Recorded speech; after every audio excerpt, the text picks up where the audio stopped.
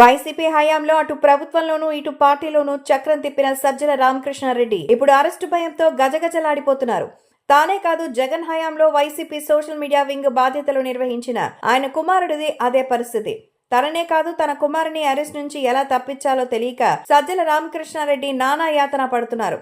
ఇప్పటికే తెలుగుదేశం కార్యాలయంపై దాడి కేసులో సజ్జల, సోషల్ మీడియా కేసులలో ఒకదానిలో ఆయన కుమారుడు సజ్జల భార్గవ్ ముందస్తు బెయిల్పై ఉన్నారు. అదే సజ్జల అండ్ సన్ ఇప్పుడు తాజాగా పోసాని కృష్ణమురళి కేసులో తమను అరెస్ట్ చేయకుండా ముందస్తు బెయిల్ మంజూరు చేయాలని కోరుతూ ఆంధ్రప్రదేశ్ హైకోర్టుని ఆశ్రయించారు.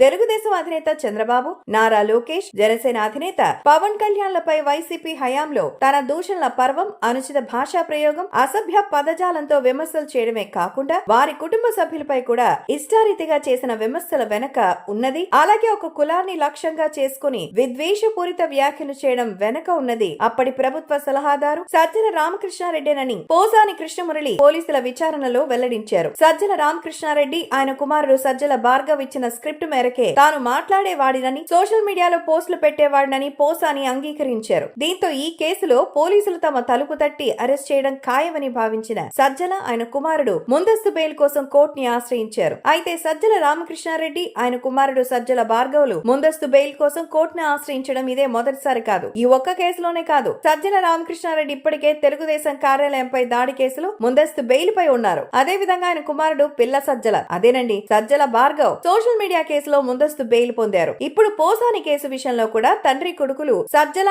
అండ్ పిల్ల సజ్జలకి కోర్టు మరోసారి ముందస్తు బెయిల్ మంజూరు చేస్తుందా లేదా అన్నది చూడాలి. వైఎస్ హయాంలో జరిగిన అన్ని తప్పిదాలు, నిబంధనల ఉల్లంఘనలు, సోషల్ మీడియాలో అనుచిత పోస్టుల వ్యవహారాల్లో ప్రతి విషయంలోనూ సజ్జల, పిల్ల సజ్జలలో ఒకరి ప్రమేయం, హస్తం ఉంది అనడంలో సందేహమే లేదు. ఎందుకంటే వైసీపీ హయాంలో ప్రభుత్వం, పార్టీ పరంగా అన్ని వ్యవహారాల్లోనూ సజ్జల రామకృష్ణారెడ్డి చక్రం తిప్పారు. ఇక వైసీపీ సోషల్ మీడియా వింగ్ వ్యవహారంలో పిల్ల సజ్జలే బాధ్యుడు. దీంతో వారిద్దరూ మరిన్ని కేసుల్లో కూడా ముందస్తు బెయిల్ పిటిషన్లు దాఖలు చేసుకునేందుకు సిద్ధంగా ఉండాలి.